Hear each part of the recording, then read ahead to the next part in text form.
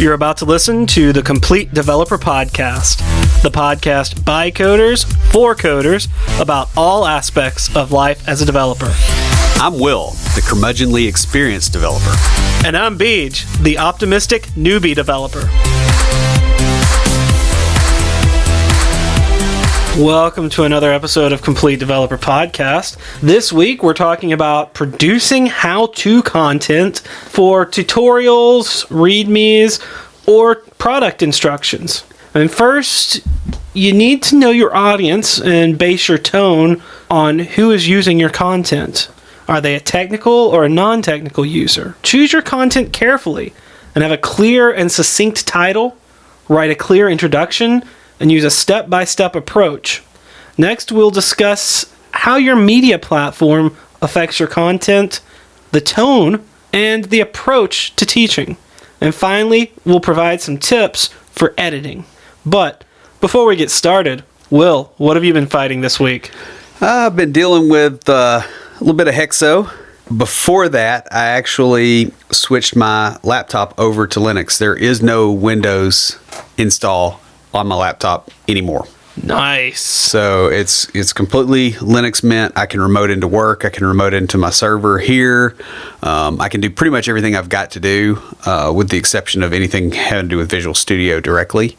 And it's working like a champ. I didn't have any trouble with drivers. It took 2 hours and 25 minutes to go from, having wiped out the partitions on the box to having a full development environment up on the box. So including Postgres, including Visual Studio Code, having all my remote desktop connections set up, all the different tools that I use, 2 hours and 25 minutes. Had I done that on Windows, it would have probably been closer to 8 to 12 hours. I was going to say 2 to 3 days, but Yeah. I mean, I can do things pretty fast because I even know which installers I can run while other installers are running because they aren't smart enough to check and bail you out. So I can do things in parallel because I've had to build so many boxes over the years. Of course, your machine can take that. Yeah. Well, this box only has 8 gigs of RAM in it. It's not all that beastly. And that's part of the reason I switched to Linux too, is just getting to where Windows, especially trying to run Visual Studio and all that stuff on there, I really wasn't using it much because it was so painful. And I finally just said, well, I'll just switch over. And so I have. And then since then, I've been working on the book website, going through all that fun. And, of course, doing Hexo. And then, of course, I totally nicked the theme from the Gantt Software Systems website as a starting point for the website for the book because, why reinvent the wheel when you've already got something around, right? And that's when I found a little bit of a bug, which I kicked over to you, and that actually starts your conversation about what you're doing. I am fixing a bug for you that you found doing that using my theme over on your book site. It's an odd kind of bug. It has to do with CSS for the page when the browser is shrunk to kind of a weird size. It's not quite small enough to be considered mobile or really even tablet size screen. And it's just kind of a quirk of the way I wrote the footer because I wanted to do something cool with the footer when it does shrink down to that size. Yeah. Well, the way I found it was I actually put a whole bunch of text in the middle. And so I grew the middle out to the point where it overlapped. Okay. So on my site, if you shrink it on Gantt Software Systems, if you shrink it to a certain size, then it overwhelms the footer or the footer overwhelms it. But if you grow the middle too much, it'll do it anyway. But anyway, we'll get into that. I do have to send you the code. I just haven't. Yeah. I don't really have an excuse. Yeah, as soon as I get the code, it'll be maybe 5 lines to fix it. But it's just one of those little quirks that you don't find out until production, really. Yeah, and I spent 30 seconds trying to troubleshoot it, and then I'm like, wait a minute, I can totally just razz Beej about this. Why am I troubleshooting this? I can just give him a hard time. And it seems to have worked. So I got pride in the work I do. Yeah. So I have an announcement. I have a job. Well, it's a part-time job, and it's not a development job. But hey, I'm getting paid. Yeah. On a regular basis. And also, I'm getting to work with a friend of mine that I used to work with a few years ago, so that's kind of fun. That said, I do have an interview tomorrow for a junior .NET developer position, and they're actually looking for someone with about a year experience. There you go. Yeah, so it's an actual junior developer position, kind of awesome. I have something kind of special for one of our listeners that has been a fan since our very first episodes this week for IoT, so let's go ahead and roll the music.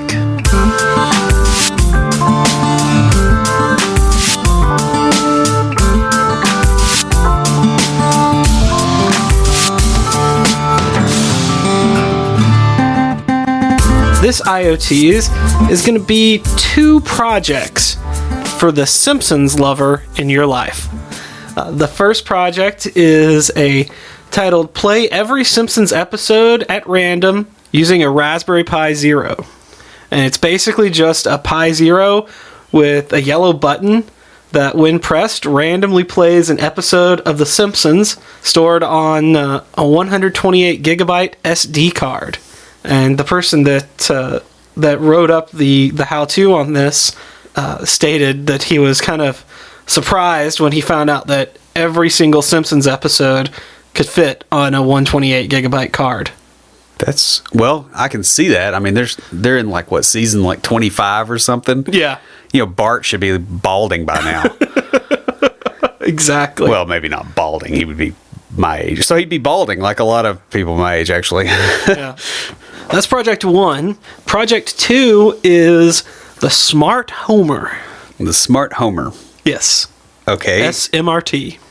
Oh, okay. Well, actually, it's spelled the correct way, but this is a Homer Simpson toy with IR sensors for the eyes and an Arduino with an Ethernet shield for a gut. And what it does is it scans a script that pulls the TV guide program for episodes of The Simpsons that are on at that time. And if there is an episode on, turns on the TV and switches it to that channel.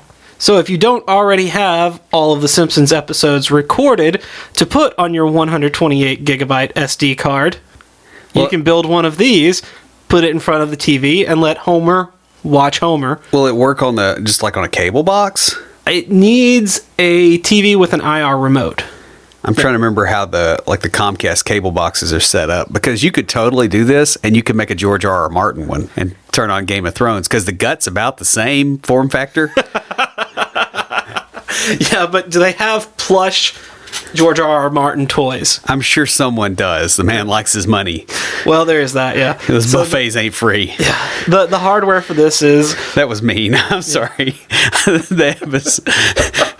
The episode last night just kind of cranked me up. I didn't. So the hardware is a Homer puppet that you can get on Amazon, an Arduino, some cables, of course the infrared sensor and the infrared light, a button, some wires, and then, like I said, you have to have a TV with an infrared remote. It's a pretty simple setup, and the description on how to do it is really cool. Do we have a comment this week?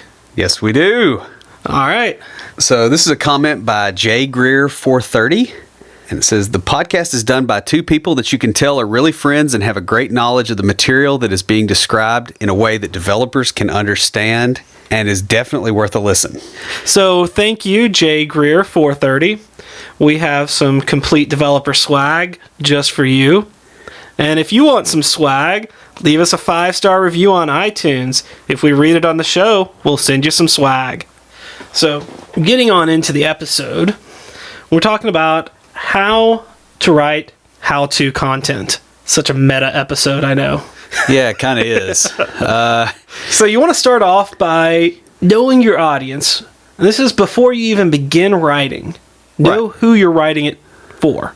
Well, I mean, that's kind of one of the cornerstone goals of writing. Like, you learn this in, junior high or earlier? Probably earlier, hopefully. Yeah, but that does not mean that people writing how-to content know this. Yeah, I've kind of noticed that of late. Just, having dug through a little bit of Linux documentation here and there. So you're basically going to be writing to either a technical audience or a non-technical audience. And when you're writing for technical users, it's kind of easiest for highly involved content that you need to have a base knowledge. Yeah, and I would almost say that the dichotomy between technical and non-technical, maybe that's one way to think about it, and usually a way to categorize it. But there's a gradient. Between there. Well, the thing is with the technical user, your lowest common denominator tends to be higher. And you can assume a base level of knowledge, whatever that happens to be for the target audience. However, they do tend to be less lenient on mistakes. Yes, extremely so in some cases. Whereas for your non-technical end users, well, listen to the first episode number 1. In that episode, it was about talking to non-technical users, basically.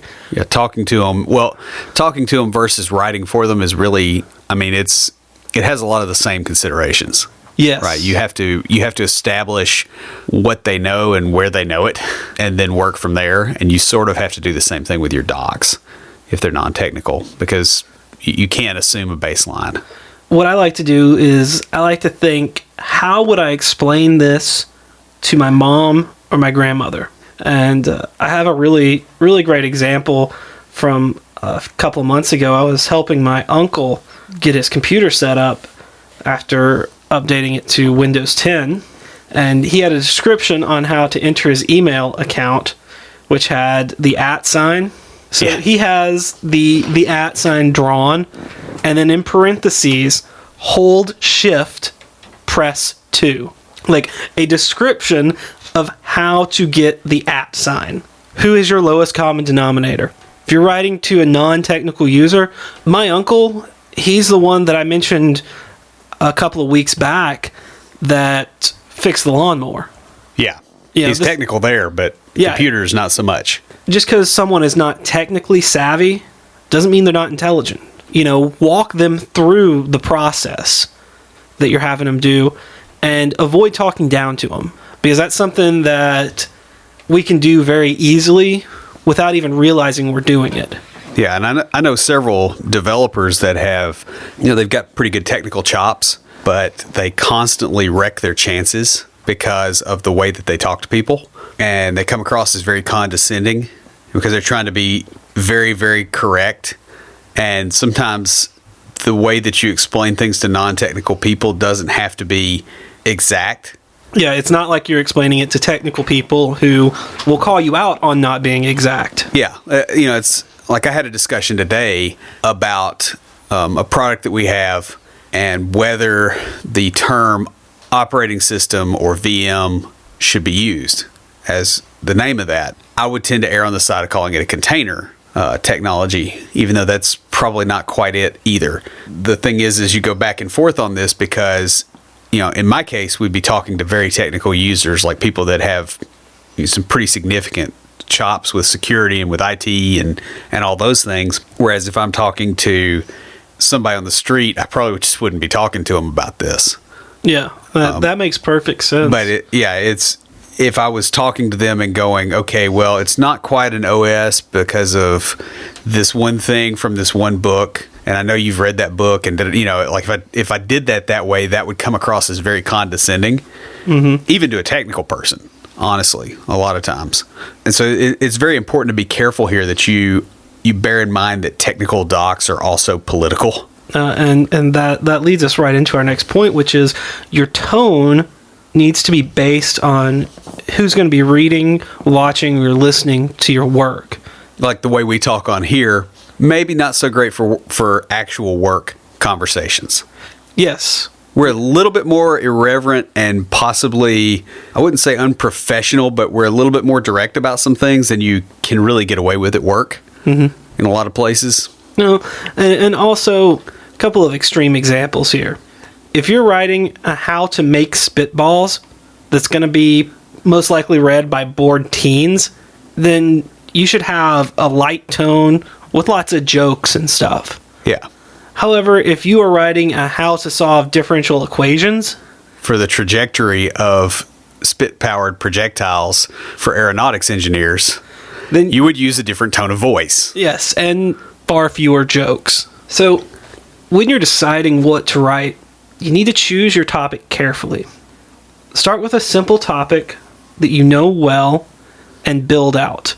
This is something that's kind of interesting because Will and I are in the process of writing some how-to content that we're going to be recording next month.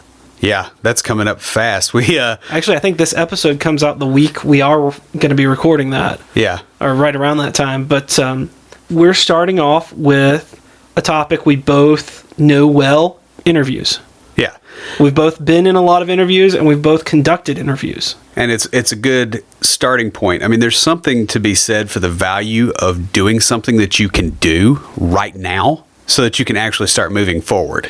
Because it part of the deal with docs or anything else is most people don't like writing docs. I mean, there's people that do, but if you're going into programming, odds are pretty good that you're not the person that really enjoys that. Like, I like my technical writing now. I used to not like it as much. Now it's a pretty nice respite sometimes from the programming.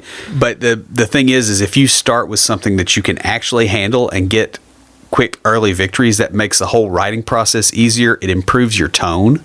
And if you start with something simple, you can get your process down.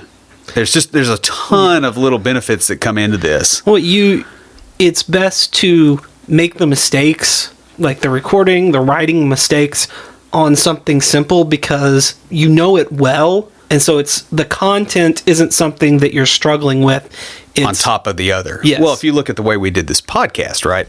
What did we do? Like the very first episode, like episode 0, was introducing ourselves. That's hard to screw up because, well, we kind of know ourselves a bit, yeah. Yeah.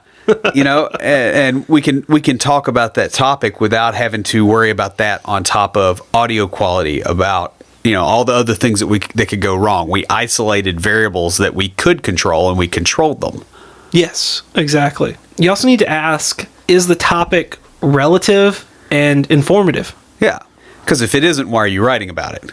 Yeah. If it's not related to anything else in the set of work that you're doing, you need to determine whether you're doing 2 separate sets of work or whether you're just doing something that doesn't fit and maybe shouldn't be there. Once you've determined that, yes, it is relative, and yes, it is informative, you need to ask, does it provide value? Exactly. Well, like the whole thing about spitball-powered projectiles for aeronautical engineers.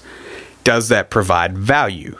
Understand that the value proposition can be based off of something that doesn't necessarily mean that it has a value by itself, but the way you present the material could teach somebody how to handle resonant yaw on a rocket. So that does provide value by using an example that is easily observable, right? So it's not just a thing of, does my content provide value, but how do I build it in such a way that it does? Exactly. So once you've decided on your topic, you need to create a clear and succinct title. You want to state what is being taught. Definitely use good grammar. And if you have trouble with that, just send it to Will. Yeah. And, fix your spelling. Like, do all the structural things because, well, I mean, that's really not what this episode is about, right? It's not about the structural things, because that's the assumption that if you're writing something down and it's worth writing, that you will get this right. Like, that's the baseline. And there's also lots of programs out there that will help you with. Well, there's people. Yeah. I mean, if you're bad at it, you can hire people that will check your grammar. And we're going to talk about that when we get to the end and talk about editing. You want to convey your content in as few words as possible. Your title needs to say what it is you're teaching. And then you need to teach it. And then that's it. That's what needs to be in your title. Yeah. You should avoid jargon as much as possible. Sometimes that's not possible because you're teaching about that particular jargon, but avoid it as much as possible. Well, and introduce it as well in that topic. So don't just go, here's some, 4-letter acronym for a thing and never explain what that is. Oh, yes. And don't put a link to it either, okay? Because that's obnoxious. When somebody has to click off of it, they're probably not going to come back, and it loses the explanatory ability to some degree because you're breaking their flow. So explain it at the beginning of the document, including, in the title. So you can do that with a subtitle, right? Yeah. Because, I mean, that's part of your title. Let's say that you are introducing WordPress. And all the things we say about WordPress aside, it's a pretty good platform for new people getting into this, right? So your title could be how to get started with WordPress, and your subtitle could be something like, or how I set up my blog in an hour without pain, right? Because that shows the value prop. Yeah. And it is part of the title is, it works. So we talk about the length of the titles, right? And we have gotten better, and we've both kind of been very conscientious about the length of the titles, although usually you're the one writing the title. You're coming up with the name of the episode. But, one thing I've noticed, like on the side of my website right now, when I've got the RSS feed of all of our episode titles, there's a limited amount of space there. If you were to go back and you were to look at the older episode titles, they wouldn't fit. No, they wouldn't. And it's because we've gotten better at tightening that up and making it where people can actually tell what the thing is about. And this is something that comes with time. Yeah. It's an experience thing. And again, why you want to start with something simple, because this is something that you don't really want to worry about too much when you're first getting started writing stuff. Yeah, because you just want to go. So we've kind of hit a little bit on the introduction. In this, you want to summarize your topic. A good way is to ask a question that your content will later answer. We've tried to get better about this, where we tell you what we're going to tell you, and then we actually tell you. And that's something that we've picked up from a couple of different places. I'll tell you guys, it's funny because Will and I both had the idea to do that. Right at the same time. Yeah, on the same episode. Like, I came in and I was like, I want to do this. And he's like, that's funny because I was going to tell you I wanted to do that too. Or vice versa. And I have no idea. I have no idea where we both got the idea, but it's the same structure. And you did this in papers in probably middle school. It's the same kind of structure. Like, there's a reason they teach you that. It's because it works. It works. It's easy to read, and it's actually easier to write. Though most of the times I write the introduction, like the bit that we do at the beginning of the episode. At the end. It's like the last thing you write. Yes. And that's always the way I did term papers in school for the same reason, is because sometimes you don't quite know where the writing's going to go, even if it's tech writing. And it's easier to do everything after the introduction first. And then you summarize and you go back and you summarize again. Exactly. Because I know there have been a few episodes that started out going one direction, and the more data I collected, I realized that the direction I had planned to take it was the wrong direction. Yeah. And so I would have had to rewrite the intro had I written it first. Well, and the intro wouldn't have been well informed even if you'd kept it. Exactly. And even honestly, if you had written the intro and you had written the episode that intro was to, you wouldn't have the perspective to do so. So the intro is really not the first thing you write. It is the first thing you read. When you're writing your intro, a good way to do it is to pose a question that you're going to answer, and then transition into your body with a statement such as, and here's how to do that, or here's how in a few steps. Next, you want to list the supplies or supplementals. Just a great example of this that I can think of is IoTs. Yeah. And that is what you do every time. You show, hey, here's all the stuff you need to actually build this. I'll give you another example that may make a little bit more sense to people that are a little bit further back on the tech curve. Recipes.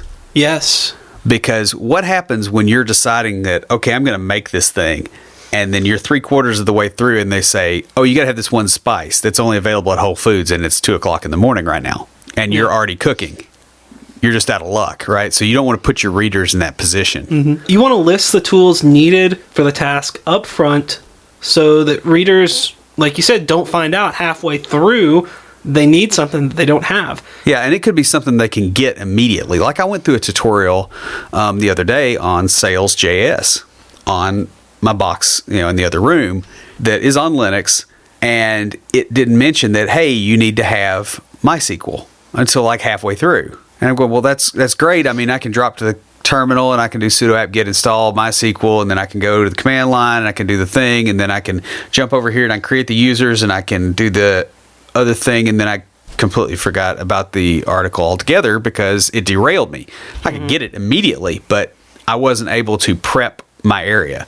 There's a concept in, I think it's French cooking, and I'm going to butcher the word, so I'm not going to say it, but they have the concept of, basically you cut up all the stuff you need before you start cooking, and you have it in place.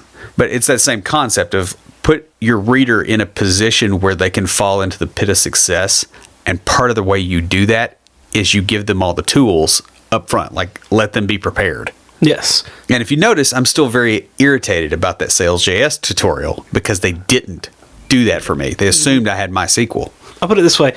The tutorials and the projects that I look up for IoTs, they will say things like, build this with the Raspberry Pi 2.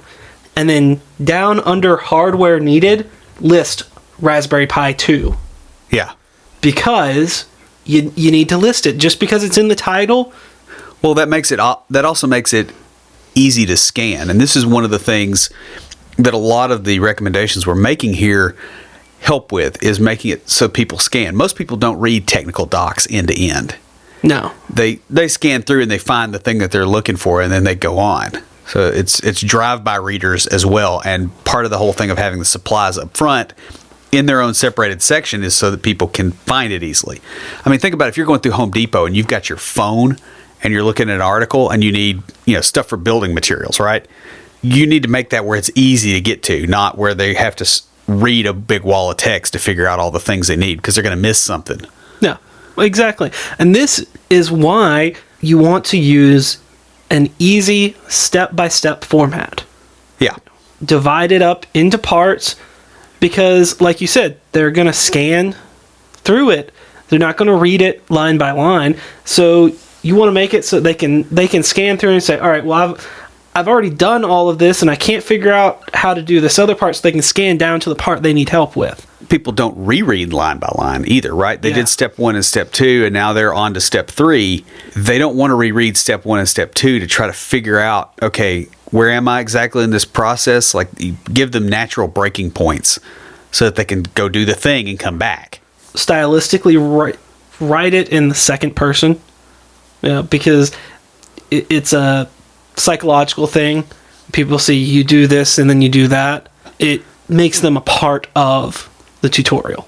And then also, if there are multiple ways of doing something, this is where you want to address that. If at step 3 you could go 2 different directions, or if there's, depending on configuration things too, right? Yeah, you want to address that and explain, all right, this is where I'm going with step 4 and why. And if there is another tutorial, or if you've written something else going the other direction. Or if you're on a different Linux distro with a different package manager. Yes. It's like, here's how you do this in Yum versus Red Carpet versus apt. Like, if you have that kind of breakout, you're going to have to show the different ways or not have that audience. Yes. And some of the Linux information I've seen, even more abstract than that, the Visual Studio Code documentation has for every platform. Yeah, for each step in their how-to stuff, it has Windows, Mac OS, Linux, and then subdivided under Linux is all the different distros. Yes. Yeah, and it's going to be on FreeBSD soon, by the way, too. Mm-hmm. Yeah, so it's going to be a whole other can of worms. You guys know I'm a big fan of Visual Studio Code. Yeah. We both have it open right now. Yeah. I write all of our show notes in Visual Studio Code. You also, in your step-by-step approach, you want to add pictures, graphs, code samples, or drawings as they relate to that step. Yeah, well, those are also visual cues, right? Mm-hmm. Because a lot of people can look at the screen and go, oh, hey, my screen doesn't quite look like that. And they're actually faster that way than they are reading through the directions. So you're speeding them up. I know there's been a couple of times looking up Linux stuff that I have tried to type it out, because I learned better by typing it than by copy and paste. Yeah, same thing here. And I couldn't, for some reason, some little thing wasn't clicking, or some long string, and it was just easier to copy and paste that. And because they had that code sample in there, I was able to do that. Yeah, and I've seen, it used to be that I want to say it was WordPress or one of the other blogging engines. Pretty early on, they had a code editing piece that you could do. But what it would do, or no, it was an export from Visual Studio plugin that would do it, and it was usable. Well, one of the reasons that WordPress... But what they did is they exported it as an image. Yeah. Which is a complete jerk move if it's code, because that means that, hey, you're going to have to type this in. Well, that's what I was about to say, was one of the reasons that WordPress became so popular around the time that it did is because it didn't do that. It had an editor that would put in the pre-encode. Yeah. And you could type out code and then click on it and copy and paste. And I have read and talked to several people that got into WordPress when it first came out. Because of that. And are still using it. Yeah. That's what we like about Hexo, right? Because that's just right there in the Markdown. It's the same thing. That's really useful. And we know that our readers of our respective blogs, if we're putting code out there, we have people that are going to try what we just did, and we know that. And so we want to make it where it's as easy on them as possible to get it done. One thing I really, really like about Hexo is that you can make it language specific and set the coloring. Yes. In the config, so you get language specific coloring for... Yeah, and the point is you have tools now that do this. Mm-hmm. Like, we used to not, because it wasn't really understood just how important it was. I don't think that was kind of into the thick skulls of everybody as we were learning how to share code on the internet. Yeah, exactly. And then finally, you want to add any additional tips or references. So if, like we said before, if like at point 3, you could diverge in multiple ways. Down at the bottom, you say, extra tips or references, whatever, and either provide a link to how to do that or talk about it there. Or how to extend it. Yes. Because, it can be, here's how you take the next step, once you've got this thing done. Or here's a variant on the thing that shows you more. And you can also do this for, link backs and those kind of things, too, if you're cross-promoting blogs. Your media platform is going to affect the way you present your material. For example, blog posts. These are going to be written, and they can generally be longer than some of the other platforms. Well, Tim Ferriss talks about this in his podcast.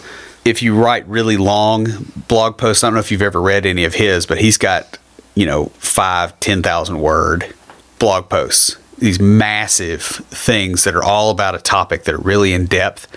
And he said he gets more traffic off of those because people are like, hey, look, this is the one that handles everything versus a short, pithy, limited thing. If you're going to do a longer one, it's a good idea to put a table of contents up at the top, especially with like links. Yeah, like anchor tags. Yes, anchor tags. Don't do the BuzzFeed thing of, top 37, whatevers, and have them click a link to go to each page so that you can get the ad revenue. Like, don't be a jerk. Don't do that. That annoys the crap out of me. Yeah, well, because nobody ever goes to the end.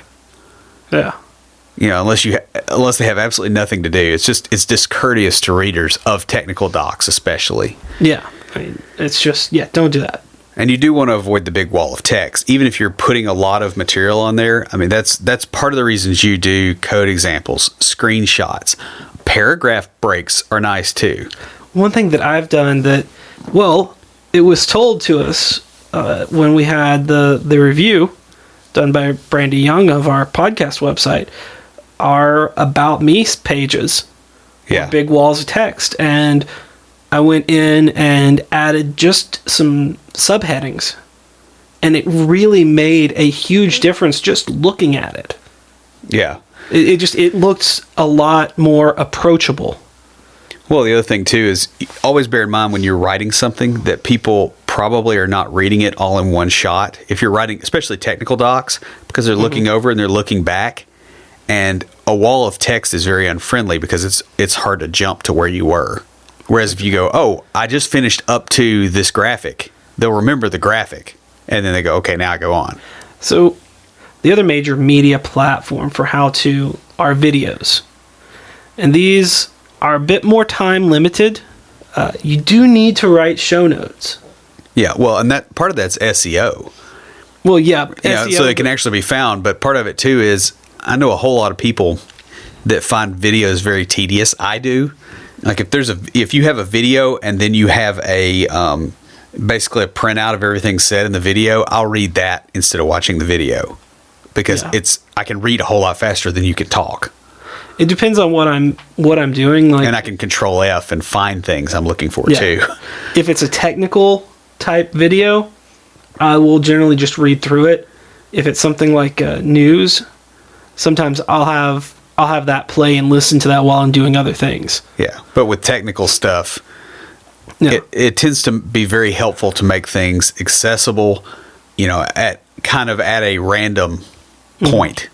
And this can also be very beneficial when you are going through step-by-step approach because as you're going through it, your audience can actively walk through the steps with you.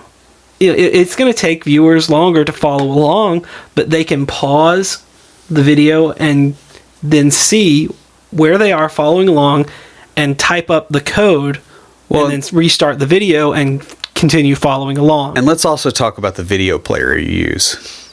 Like, your video player has to have a pause button. You have to have a way to get to a point in the video where you were, because people leave and they come back. Otherwise it's not a really good experience for technical users.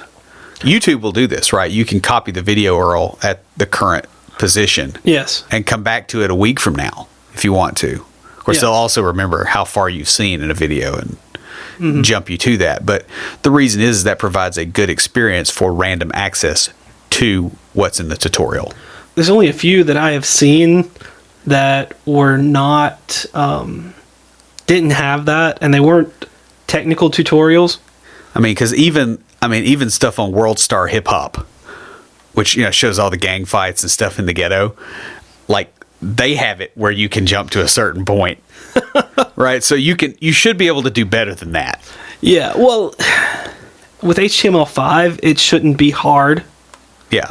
I mean, the easiest thing is just to throw it up on YouTube if you're providing it for free. And if you're providing it behind a paywall, then you definitely need to be paying for a place that actually makes it accessible. Exactly. And the other reason to put show notes in, before we jump around too much, some people can't watch the video. If you're explaining things, be cognizant of the fact that some people are blind. And so when you're explaining things in the video, if you say, "Oh, just go over here and click," and then da-da-da-da, and you're using words that have no meaning to somebody that can't see, that's very hard to deal with assistive technologies. The same thing with text, right? If they are, if they're mute, they've got some kind of hearing problem, or the wire is messed up on their speakers, or they're in an environment where they got to be quiet, right? It's easier for them to consume the text than it is to consume the video. So be cognizant of that, the fact that people access your content randomly. They access it in completely different ways, and they mostly don't read the whole thing. A few other medias are podcasts, which we know that you listen to podcasts because you're listening to one now. Yep. And there's a lot of, podcasts are becoming very big, but there's a lot of how-to podcasts out there. Yeah, loads and loads of them. Yeah. Another example is books. Mm-hmm. A lot of the same rules apply. You can be a little bit more long form with a book, but not a lot. The thing with a book is you can be longer, but you want to break it up. Yeah.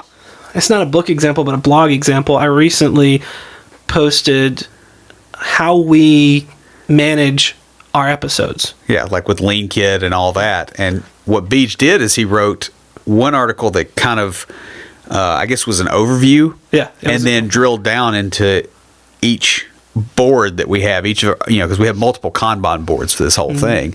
And he broke it down so that somebody could get to, whatever they're having trouble with, because it was targeted towards other podcasters. Yes, exactly. And apparently very popular amongst some of them. I had a lot of great response to that. Yeah. So it was good stuff. Thank you.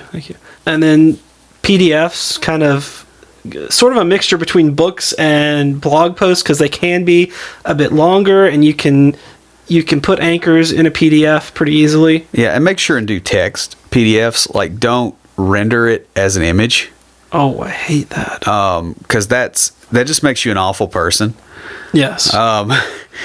Because it's not searchable. Like, it should still be indexable. It should be, randomly accessible. The find command should work.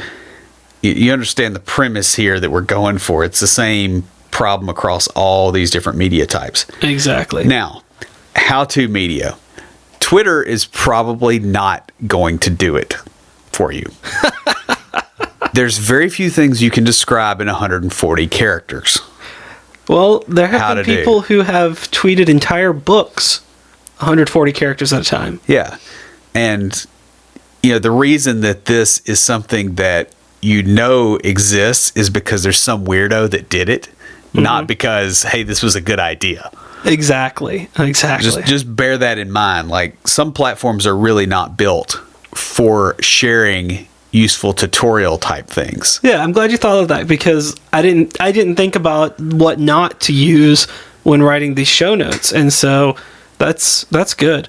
I did think of our last point here, and this is probably one of, if not the most important thing to know when writing how-to content, and that is you must edit before publishing. And you are your worst editor. Yeah, especially you now. Because you know what you're saying, it's very easy to skip over words. It's very easy to understand sentence structures that are not very clear because you wrote them before. Just ask Will about my show notes. Yeah, I mean, and I do. I find stuff every time. It's not because you're bad at writing. It's because, hey, realistically, most of the time we wrote these the day of, and we wrote it in a hurry, and we both do the thing of write it and then do a quick scan, and catch the low hanging fruit, and then into Dropbox it goes. Yes, exactly. And the other guy will find it because we both know that we're going to be terrible at editing our own stuff. There's a few tricks, kind of last resorts if you have to be your own editor. One of those that I really like is change the margins. Yeah, like make it really narrow or really... It doesn't have to be really narrow. It can be like half a page width versus a full page width, and it will completely change the way you approach the text. Yeah, I would say even if you change it by an inch or two, it's going to change the way the text is structured enough to, when you're going back through, if you follow the other tips here, it will kind of get you out of that. Well, you don't pattern match. It breaks the pattern. Exactly. It's the same thing with changing the font, changing the font size, changing the paper size.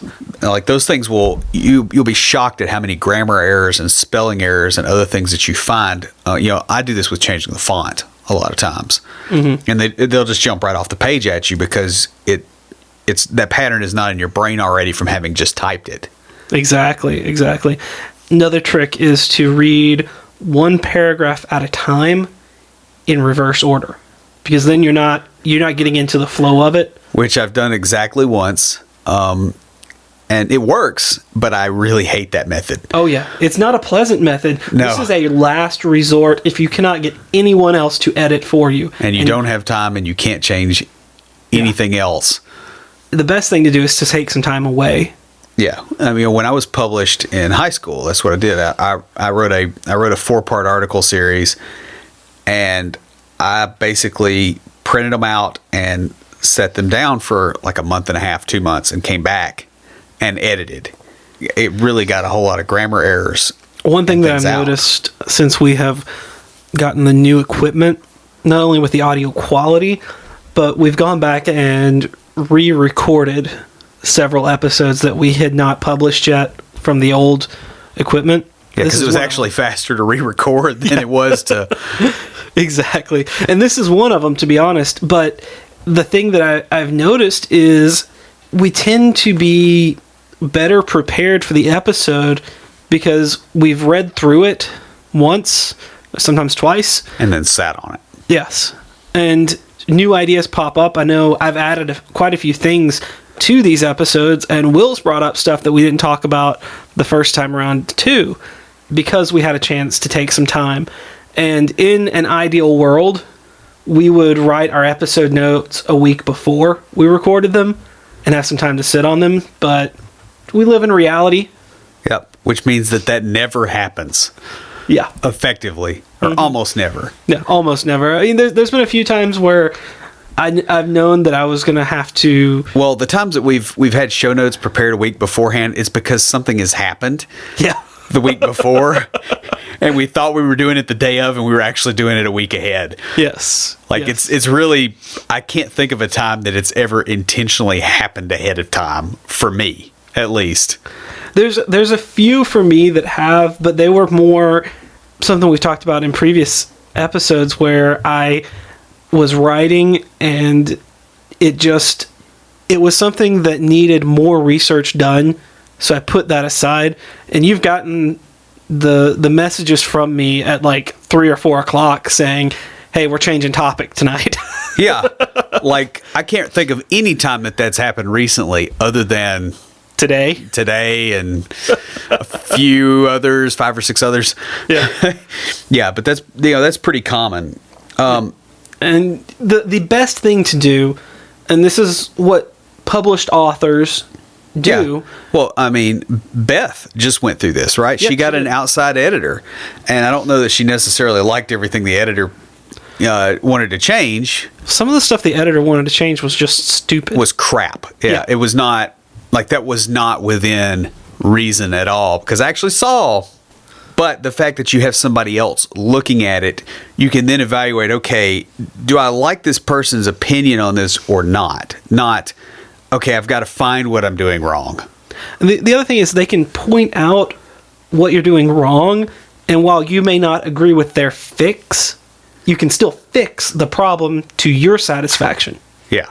Whereas if it's just you don't have the ability to do that most of the time. And this applies to how-to topics, especially if you can get someone that doesn't already know the topic. Like I said, when I write stuff, I think, especially writing for non-technical users, I think, how would I explain this to my mom or my grandmother? And if you can get someone like that they can be very intelligent and just not technically savvy or not a coder. Yeah. And have them look over it. Well, and you can also get somebody that knows the topic as well, right? And it's a lot of times it's good to do both. Yeah, that's true. That's very because true. It's very easy to write something and have this like massive, difficult way to do things. They're like, why don't you just click in the menu, dude? What are you doing?